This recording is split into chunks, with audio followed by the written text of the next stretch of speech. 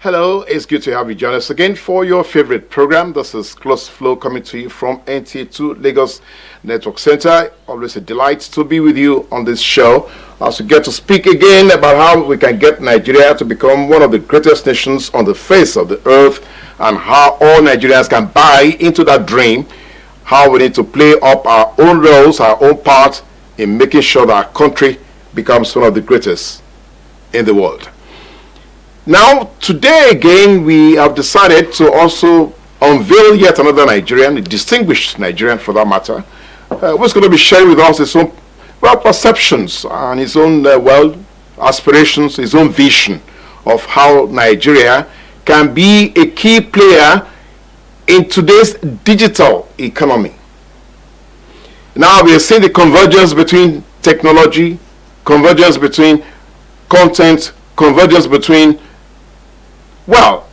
IT and how the economy itself is being managed by every participant, by every key participant in every economy across the globe.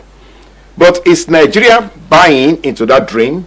Is Nigeria becoming a key player in that aspect, in that sector of how we can actually use telecommunications to speak to our economy, to speak to nation building, to speak to citizenship?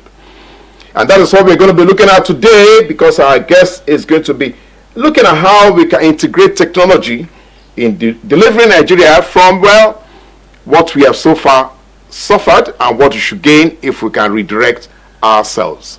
So stay with us as we bring you our guest today, and all of you should be ready to be a part of that conversation.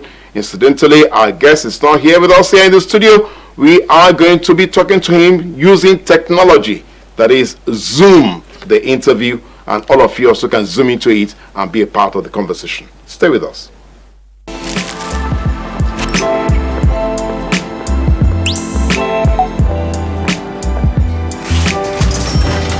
Hey beautiful, your eyes, your smile are all begging me to take you home tonight. Now reading page 3. Experience unlimited super-fast internet access from Entel 4G. Entel. Live more. We must dilate the eyes. We look for if they have cataract, look at the back of their eyes. They have glaucoma.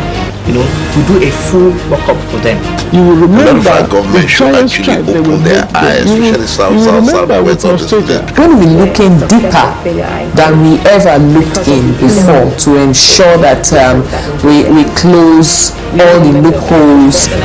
It manifests as physical symptom.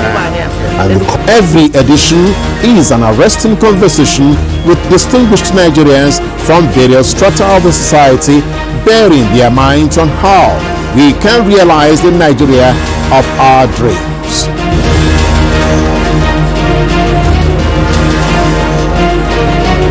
Join us live on Close Flow, Monday every week here on NTA2 Lagos Network Center.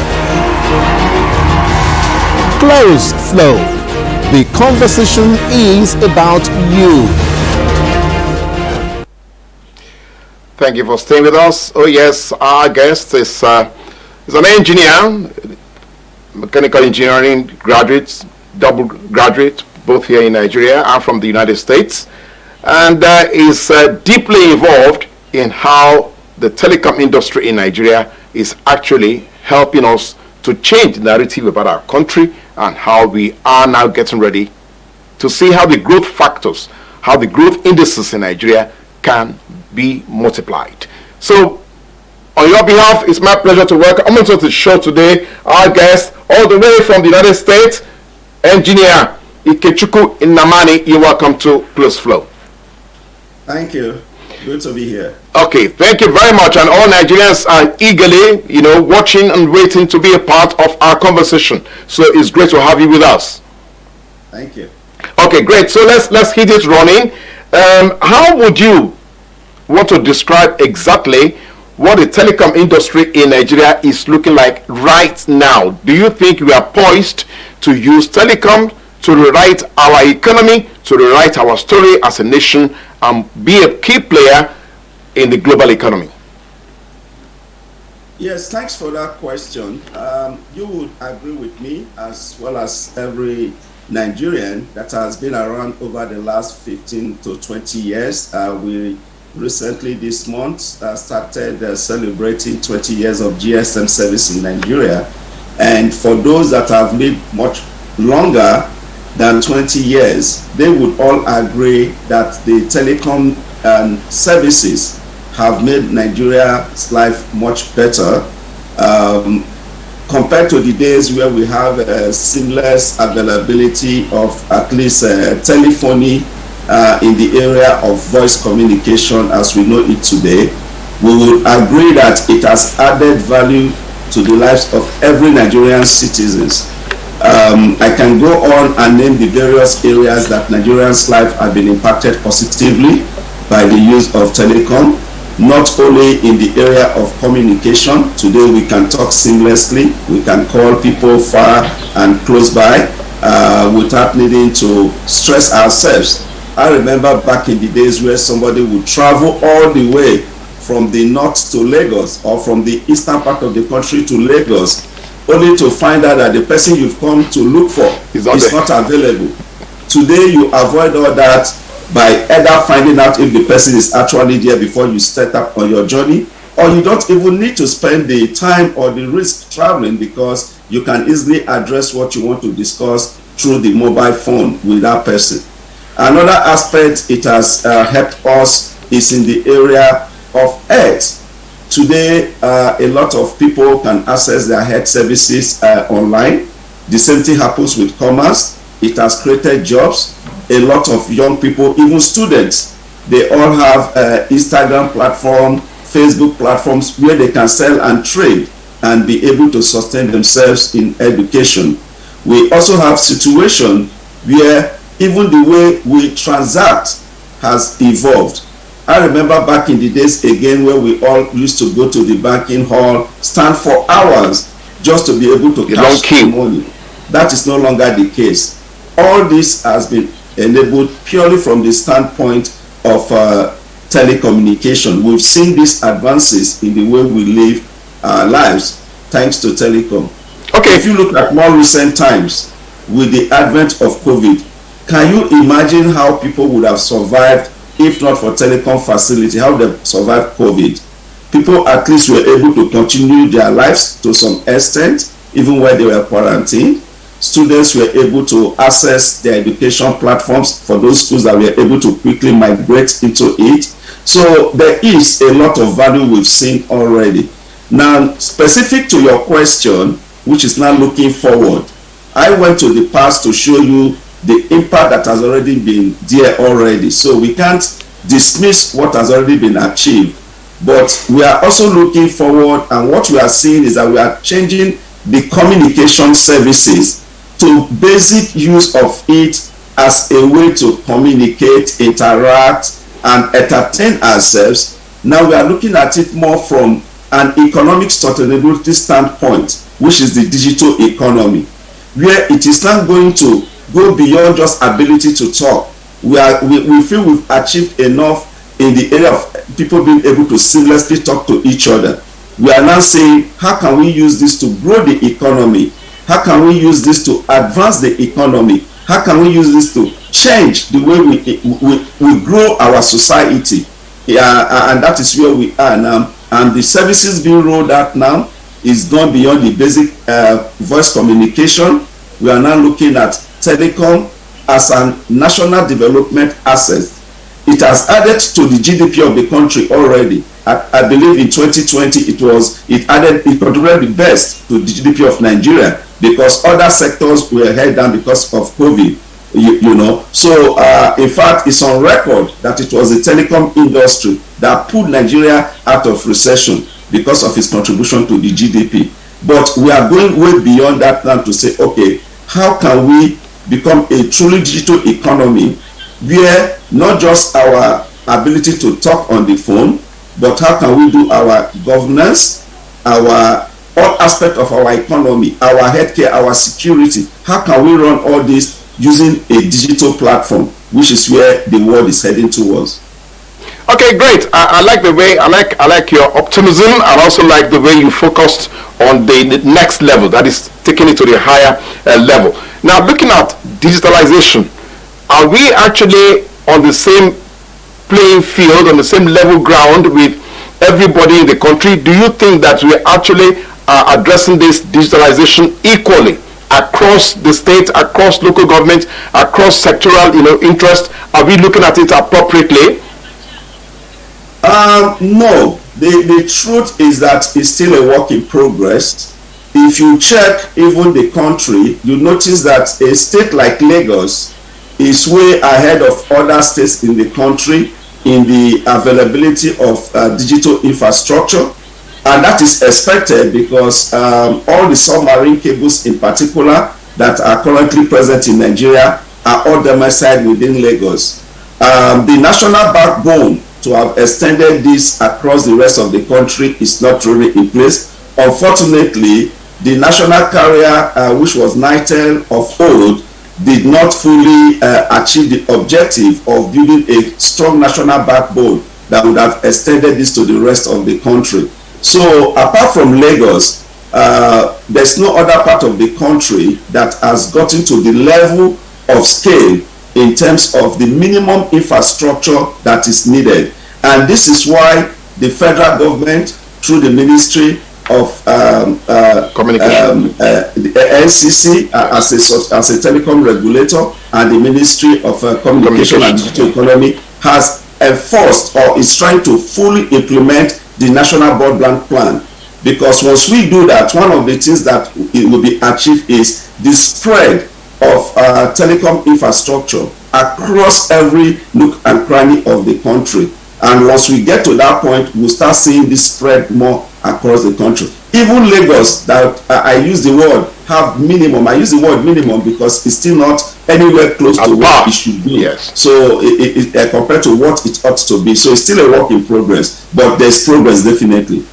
Yeah, again, I must commend you for that, not letting us lose hope, believing that again we can actually raise the bandwidth on how we are working right now. Now, the next issue that we want to again look at with the question of the cloud technology and how we are going to be a part of that. Are we sure that there is safety in the way that we are uploading up our memories, all our data, all our details onto the cloud, that is not being managed or being controlled here in Nigeria? Is that a safe approach? When we talk of cloud, every once in a while a buzzword shows up and people get excited about it and people start talking about it, right? What we don't realize is that some of us have been using Gmail, Yahoo for upward of 20-30 years, for all you care. And we've never bothered to ask ourselves, that email that I'm sending, where is it going to? Some of us started using Hotmail way back then, even before Gmail and the rest became very prominent, right? And that is cloud. So we've actually been using cloud services, but we never saw it as cloud. We never could relate with it as cloud until now that is becoming a buzzword and people are beginning to understand it. I say that from a user perspective, so that when we talk of cloud, people shouldn't wonder and say, what is this new thing? No, it has been with us and we'll be using it. We've just not appreciated the technology that has powered our traditional email accounts and services we've been using. Now, cloud today is being looked at from more of a commercial standpoint. In other words, companies being able to run services from what we call a distributed network. In other words, if I have a service from my company, and for me to access it, I have to be in the office physically. Now, if my company is able to upload our services, that same service that we normally access right in the office, into a cloud platform. It means irrespective of anywhere I am, without needing to be physical in my office, I can still have access to my work files and work tools. That is really what cloud is. So I can stay at home, for instance, if there's quarantine, and I'll be able to access my office documents, work on them. My other colleague that is not with me will not need me to put the documents I've worked on into a flash and hand over to him to access it. He can also log in into a similar platform that I've used and be able to access work tools and be more productive. So it takes away the need to be physically present in a particular location for us to do our work, for us to collaborate. Now, the technology to do this exists, is extremely matured, and that is why today companies are beginning to use it. What has happened is that we realize that before now, most of the cloud platforms are not domiciled within our country. So it creates a situation where you say, from a national security standpoint, if we have our content domiciled outside and other people are the ones that warehouse it for us, they may have access to it in order in the able for them to secure it to us, and that exposes some of our critical information to third parties that we don't want to have access to it. And it's not just the federal government, it's also applicable to some companies that want, like banks for instance, they will want to keep their information extremely confidential within their control, where only those people that they want to have access should have access. And that is where the concept of localization of content now came in.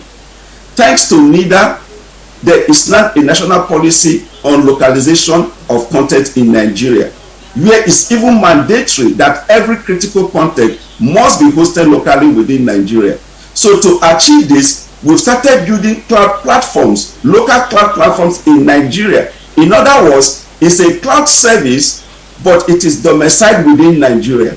We now have data centers. For you to do this, you need strong and efficient data centers. So there are now very strong data centers operating in Nigeria that has enabled us to be able to localize our content even if they are within a cloud platform. And that is where the country currently is. A lot of data centers are being built. A lot of local cloud services are being rolled out. It's a cloud service, but it's domiciled within Nigeria so that we can at least control it. It also leads to better quality of service, because if the content is located outside the country, you will need to access it, which means it will require you to have access to good bandwidth if you want it to have good quality. So if you also localize it, it also increases the quality of service. Finally, it also creates job, because Nigerians will need to manage these platforms. So all in all, is something positive for the country.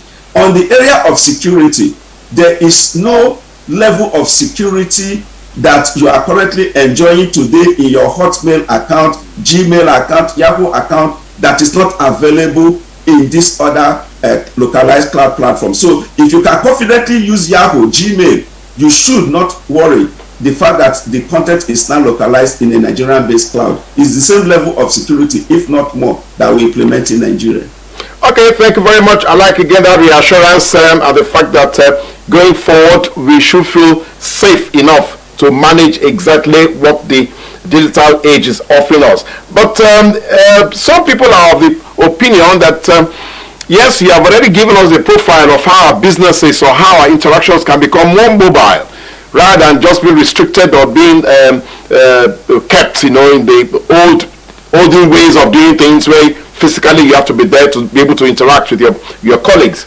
But this mobility that we are looking at, do you think we can have it also spread into the free African trade that we are trying to create? We are trying to create a regime of closer relationships across the continent so that the African economy can grow faster than it is. Do you think we can use the digital age to do that? It's not if I think. It's not optional. There is no way we can achieve it without using technology. That is the truth. Without having seamless connectivity across the African continent. I'm not sure the exact statistics now, but a previous statistic says that Africa was losing over $400 million a year because Africa was peering and connecting our various countries in Europe. So we were losing that money to the European telecom operators because that was the connectivity point. Thank God today Lagos is becoming a regional hub where West Africa is being connected in Lagos, and we believe by extension other regions will be created and linked together to form a very robust pan-African connectivity, which is currently going on. So the answer to your question is, it's not if we don't have seamless telecom connectivity, we're not going to be able to achieve the ultimate goal, because it means we have to go and peer and provide all these services either through Europe, which is the closest to us, or North America, which is even further away. So clearly, this is being addressed. It's a critical part of the Pan-African project that is going on, and there is a need for that. On the telecom side, service providers are working seriously on this. I know this because I'm part of one of the working groups that is seriously working on this under ATCON, and we believe that's the way to go. Okay, great.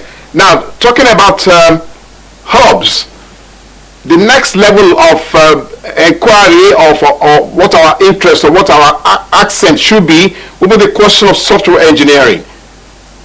Now, as an expert in that field, you're a mechanical engineer, quite all right, but at least as an expert who already has seen the development of the telecom facilities in the country, do you think we are actually pushing the agenda about local software development hubs in Nigeria? Are we pushing it adequately? No, we are not. We need to do more on that.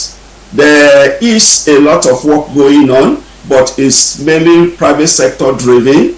There is need for support from the government side in terms of creating enabling environment. What we've seen today is that individuals, because software is an individual thing, you can sit in your house, have a laptop, you've learned a few programming language, you can start writing codes and developing software and selling it. So individuals that have trained themselves and perfected this, they are benefiting. Today in Nigeria, we have very young men who are being paid in foreign currency, sitting at their location in Nigeria. You see, unfortunately, because we got the misconception that the only value that a laptop provides to a young man is for you to commit fraud and be a 419. Yes. That has beclouded the bigger use of what having a laptop in the hand of a young man or a young lady offers. The biggest value is that you can be a global player. That same laptop you use to surf the web, just play around it, you can actually use it to be a global player. Foreign entities will sort you out and they will pay you good money if you can offer them digital services right in the comfort of your home, irrespective of where it is in Nigeria or even any part of Africa. I personally know people that are currently doing this. They are sitting in Nigeria and they are being paid by foreign companies because they are able to contribute to them in the area of software development and other services. And we are encouraging a lot of youths to focus on this, because that is the only way, if you truly want to empower yourself from an economic standpoint, that is the fastest way, let me put it that way, you can achieve that. So, but from a general situation, the government needs to do more. We need to see this as a service we can outsource. We have a very vibrant youth, intelligent youth. The youth of Nigeria are one of the most brilliant I've ever met in my life. And I say this having spent a lot of time in different parts of the world. I've not met youths that are as brilliant and intelligent as Nigerians. So why don't we harness this by creating environments where people can be trained? NIDA is doing a lot of this. NCC just gave out some research grants. Just last week, we participated in that valuation where some research grants were given out for people to do research. Software was part of it, but we need to do more. Beyond what NIDA is doing, what the Federal Ministry of Computer and Telecom is doing, what NCC is doing, we need to do more from state perspective, federal government perspective, to ensure that more digital hubs are created where people can be trained in software so that it becomes an asset we can start exporting. Thank you again for that encouraging closing remark. We are going to well, let's just stay back a bit now and reflect on what we have discussed so far. Then when we come back, we'll begin to look at, well, Some other critical elements of what the telecom industry is all about, we're looking at data management, access to data. We're looking at the quality of services being offered by telecom service providers in Nigeria, and we're looking at what the future holds for all of us. Stay with us, don't go anywhere.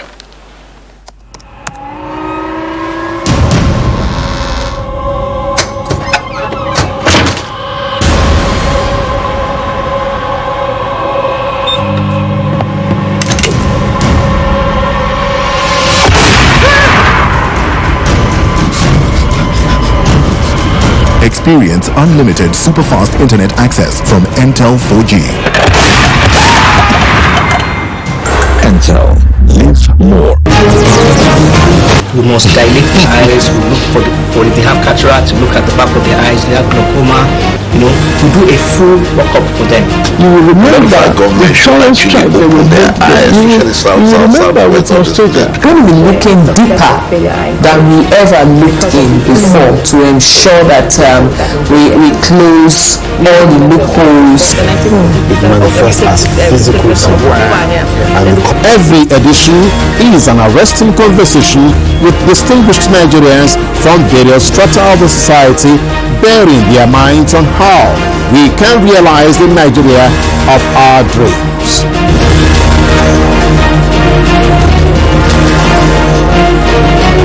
Join us live on Close Flow, Monday, every week here on NTA2 Lagos Network Center. Close Flow. The conversation is about you. Thank you for staying with us. It's still Close Flow coming to you from NTA2 Lagos Network Center, and I'm sure you are seeing us live either on YouTube or Facebook, on all the channels, or the digital channels. They normally watch us on GoTV, DSTV, and of course StarTime. Now, quickly, because we said to you that the conversation is about you, I wonder if my producer can help us run the lines, the telephone lines, so that you can be a part of this communication. The reason why I'm asking that we do that right now is because, again, that is another aspect, a critical aspect of how the telecom industry in Nigeria actually is being ranked or rated. So can you try and reach us? I will try and roll out the numbers again so you can have them, pen them down, and then you can be part of the conversation with Engineer Nnamani. Now, you can call us on if you want to actually enjoy the conversation. Yes, it's zoomed, but you can also converse with Engineer Nnamani. You can call us on 080-5929-4838. 080-5929-4838. You call us on that line so we can be part of the conversation, or you can SMS us or WhatsApp us on. Okay, so you can see the number on your screen. You can see the number on your screen, so you can take it down now, and then when the line is true, you can then be a part of the conversation, or you can SMS us and WhatsApp us on 070-3340-8755, 070-3340-8755. So you can send us an SMS or WhatsApp message just in case there's a drop in the call. Now, so Engineer Nnamani, are you back there with me? Thank you. Yeah, great. Now, that is the next area we should be looking at. The fact that some people are of the opinion that telecom services in Nigeria are not near or close to what it should be. How do you react to such comments? I'm a Nigerian. I use the same service. I also know that it's a work in progress. I know, irrespective of how well we've achieved, there's more to be done because, as I said, I'm also a user of the service. And also being an operator, I know from the operator side what we are trying to achieve, and we know we are not yet there. Unfortunately, the telecom industry is just a reflection of the larger society. We still have challenges with security as a country.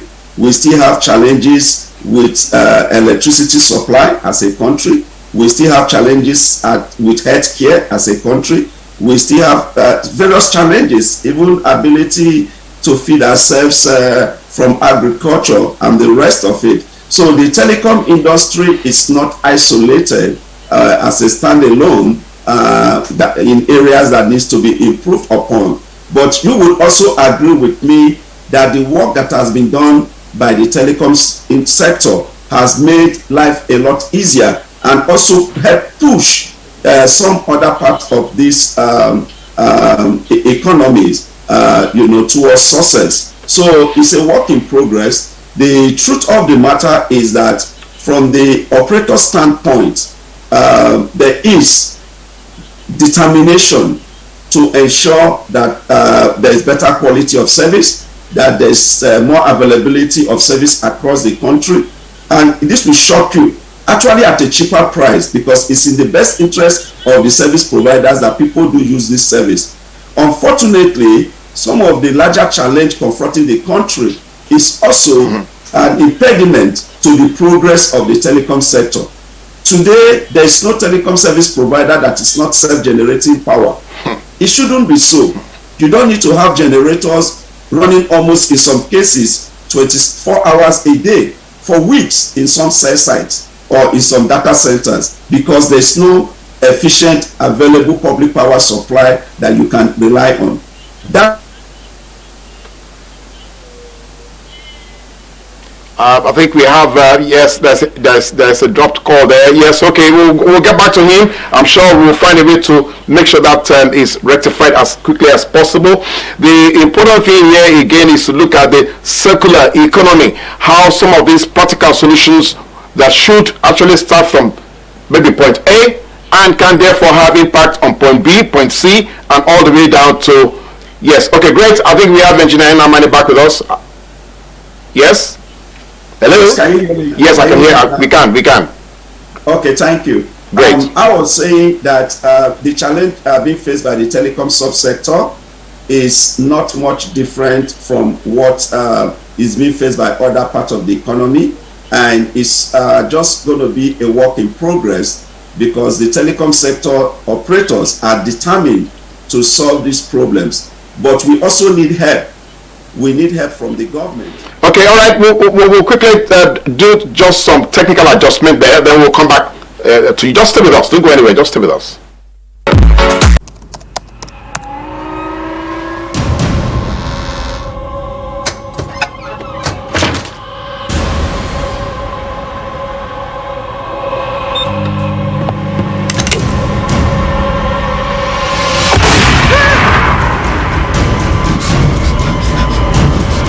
Experience unlimited super-fast internet access from Entel 4G.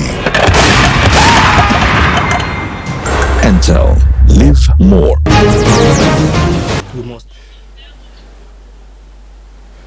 Thank you for staying with us. We just needed to clear that so that we can have a very rich conversation with Engineer Nnamani. Engineer Nnamani, are you back with us?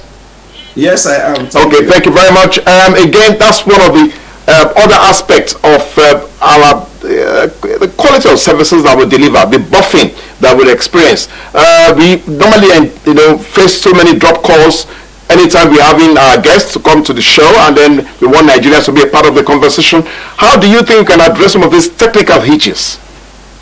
The work towards quality of service is one of those that is paramount, and every member of the telecom industry, from the regulator to the service providers, this is top on our priority for this time.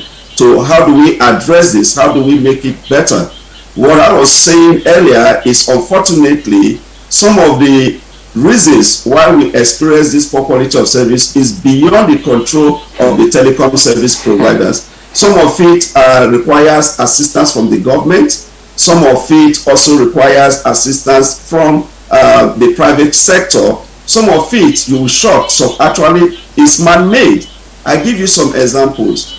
Today, operators in some part of the country have not been able to roll out service because the local government and the state government have imposed some restrictions on their ability to roll out new base stations and new infrastructure within the state. I don't want to start calling some states. Oh yes, you cannot mention names, yes. Yeah, so because of that, people in those states will be complaining that the network is bad, without knowing that it's the local government or the state government that is actually directly responsible for for the poor quality of service they are facing.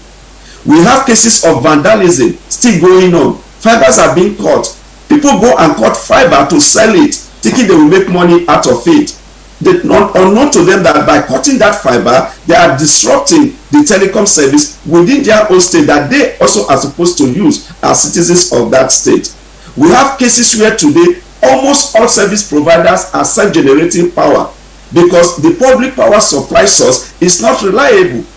So imagine a situation where as a service provider, you have to run your generators almost 24 hours a day in some instances. This could run into weeks non-stop in some cases. We experience that a lot. So all this adds ultimately to the poor quality of service we are experiencing. But as I said, the good thing is that I personally believe there's light at the end of the tunnel. From the regulator standpoint, they are very, very keen on addressing this issue.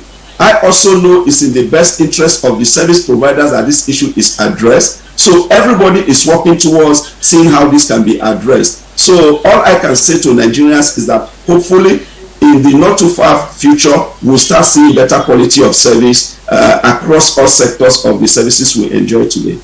Okay, Engineer Nnamani, let me again tickle your brain as an engineer. Do you think we are jinxed as a nation in aspiring to be technically savvy? Do you think we are jinxed?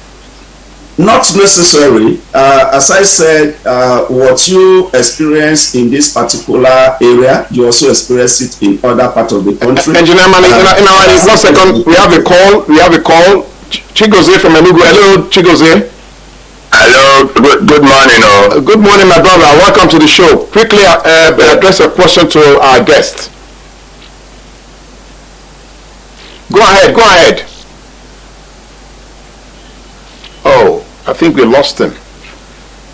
Engineer Nnamani, I'm sorry about that. That's a drop call that we are talking about. We just lost Chigozie, and he was calling all the way from Enugu to speak to you. See what we're talking about. What if the man doesn't have credit? Have you considered that? It may not just be quality of service. Sometimes it could be man-made situations. So don't blame it all on telecom operators. Engineer Nnamani, you have taken the word from my mouth. The question of credit, the question of data management, the question of accessibility, the question of affordability.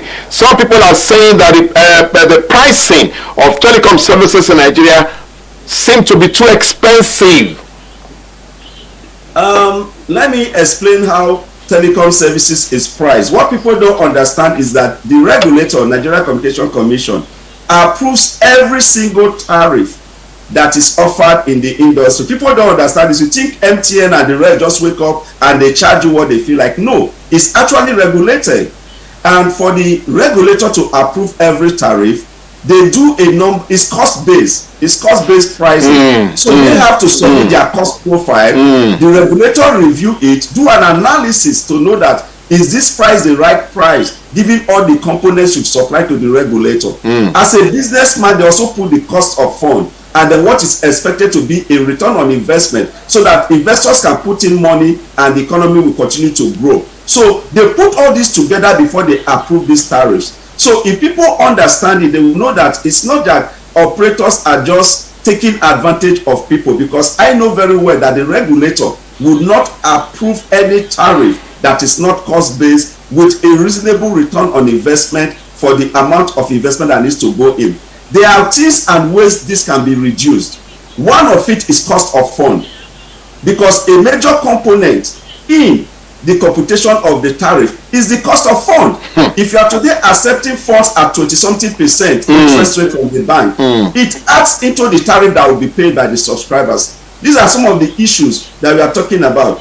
If you are running on self-generating power, where you power your own generators, ultimately that cost goes into the tariff that subscribers are paying.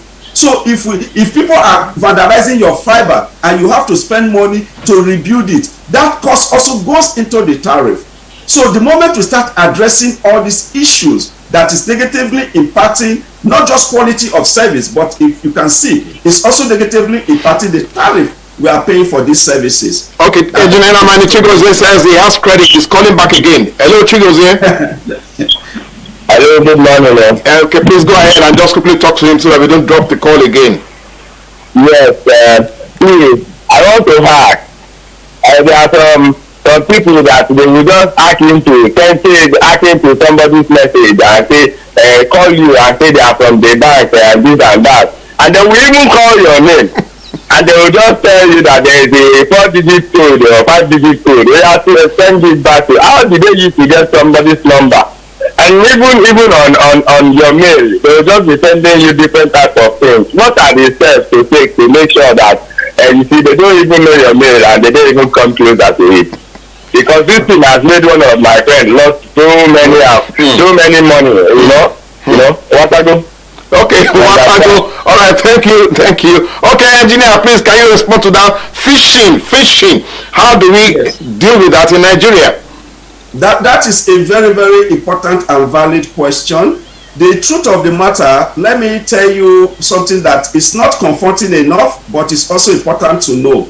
These same calls we receive in Nigeria and all this stuff happens all over the world. I receive, I'm currently out of the country, and on a daily basis, I receive similar calls here. Not on my Nigerian line, on my foreign line.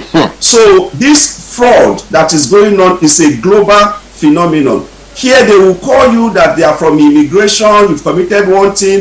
It's the same fraud, please. So it's not only specific to Nigeria. It's good we understand this thing, that it's a global fraud situation. It's a global trend, yes. So the solution should also be what is done all over the world. How did they get your number that was asked? I receive such calls even when I'm in Nigeria. In fact, if you check my phone, I store some numbers as 419 call, because when they call with all these things, just to be sure next time I don't fall for when they start to ignore it, I store it sometimes as 419 call as the calling name, right? What happens is that you attend an event, you share your business card, somebody collects your business card. So when he's calling you, he starts to introduce himself that, oh, you are so and so. He calls your company name. He may even quote your company address to create sense of familiarity with you. And then the next thing he tells you is that, oh, I'm so and so from NNPC. I'm not in charge of procurement at NNPC. I have this contract. And what they always do, they will tell you, please, can you call me back? Because they don't want to burn their airtime calling you. They will tell you to call them back. Please, the moment you start receiving a call and the person starts saying some things, it should be a red flag. It doesn't matter the introduction, how they want to create familiarity with you. It's not that they got this number or your number from anywhere. It may be from interaction, they met you somewhere. It could also be random. There are those that just call a number randomly to see if it will click, if somebody will pick it. You know, the one thing that is consistent with all of them is, if you are what? Not greedy, because they play on your greed. They want to tell you that you can make money that is quick and fast. So if you identify that, just terminate that call or conversation. Similarity happens when it's sent to you through email. No, the second one is what we call being cyber aware. In other words, when somebody sends you, and last week I got an email supposedly from EFCC. The first thing I noticed was that, how can EFCC be sending you an email with a Gmail account? It's not possible. Once you check the email account that it came from is Gmail, how can EFCC send you an email from Gmail? That automatically tells you it's not true. Sometimes you get email from GT Bank, First Bank, and it's coming from Yahoo Gmail account. It's not true. That is the first sign for you to know that this is a fraudulent email. Secondly, no bank, no of this thing will call you and be asking you to give them information that they should know already. So when somebody calls you and asks you for information that they ought to know, you should automatically know that this is fraudulent. Thirdly, none of these people would call you and send you that, oh, like a friend of mine, they hacked his phone because he was sitting, he received an SMS alert with some code. The next day, somebody called and said, oh, there was a mistake. I was doing something and they were to send my code to me, but I mistakenly put your number, so the code has come to your phone. And truly he got a code. And the person said, please, can you just give me the code? Unfortunately, he read out the code, and the next thing, they took over his phone. They took over his WhatsApp. The reason being that most of these platforms are set up what we call two-factor authentication. Yes. So somebody can just access your system without them sending a message to authenticate that you are the one trying to do it. So when they called you to ask for this code, it's the two-factor authentication that they are trying to break. That is your security there that they are trying to break. If you don't give them that code, they can't hack into your system. So except you initiate a transaction yourself, and every transaction you initiate, if it is not completed within 1 minute, terminate it. If you are online doing online banking and they've asked you for a code and it doesn't come after 1 minute, terminate and start all over again. Because if it comes much later, chances are it may not be the same platform that you are interfacing with. Most of these platforms are set up in such a way that a traditional transaction starts and ends within 1 minute, including authentication. So if it takes too long, just terminate and start all over again. But more importantly, if you never initiated any transaction and any message comes to you about it, don't respond, don't interact. That is the simplest way to avoid this. And all I'm saying is that this is not unique to Nigeria. It happens globally, but it's worse within our system because people are falling more victims to it within our system. All right, thank you very much again for the heads up and letting us know again how we can safely navigate, the telecom usage. Now, the important thing as a takeaway, because my producer is saying to me that we are almost closing the time. As a takeaway for us, we know now that the creative content has become king for all corporate traction. Now, the convergence between telecom and the broadcasting. We know that our broadcast signals are not yet digitalized across the country. So what can you say to us? How can you assure us what is the way to go for us to achieve this in good time? In all sincerity, this is one area that bothers me because I believe by now we should have gone full digital. The process have started long ago. I think we need something like what has happened with NIMC in terms of new registration to probably happen in this regard. I don't know, maybe those in the authority may have to take this up to ensure this happens sooner than later, because the original target that was set for this has long been surpassed years ago. Yes. We've still not achieved it. So I truly feel this is something that the minister and the people within the broadcast and telecom sector may have to come together to create a tentative deadline that we have to work towards, similar to what happened with NIM registration. I can assure you, if those deadlines were not set, people grumbled, and unfortunately COVID came and it impacted the speed of registration. Yes. But at least we make progress. I believe the last data is that we have more than 60 million people registered within less than 1 to 2 years compared to what it was more than 10 years that the NIMC project took into effect. So we've seen much more progress because specific deadlines were set with penalties accompanying that deadline. So I think it's time we do this in terms of the digital switch. It has dragged on for too long. I personally see no reason why it should take this long. Other countries have achieved this much, much faster.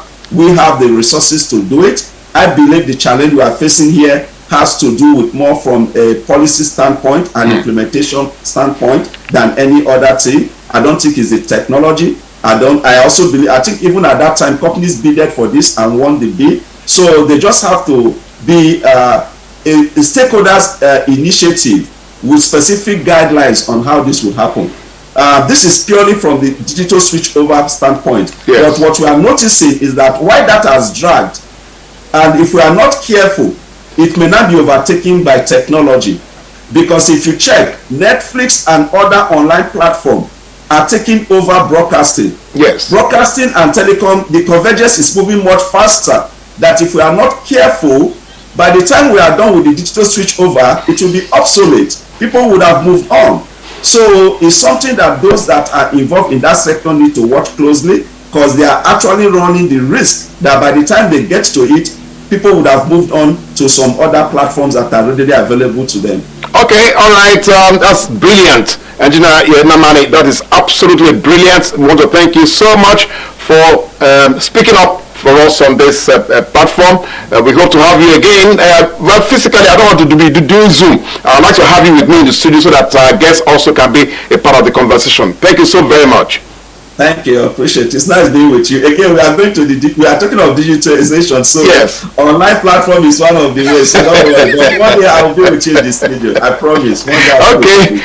All right. Thank you so much, Engineer Nnamani. That's our guest, a distinguished Nigerian there, giving so many heads up to us on how we can actually safely make use of the telecom industry. The important takeaway for me, or the important take home for all of us, is to make sure that we accelerate the digitization of the broadcast industry, because like he says, there are so many content kings out there now. You have TikTok, you have YouTube, you have Netflix, and before you know it, all these guys can actually swallow up all the other content providers if you don't go the same way that the whole world is. So it's never over with us. Go join us on all our social media platforms, and let's have your conversation, or let's have your comments, let's have your own contribution to what this discussion is all about. Until next week again, it's bye for now.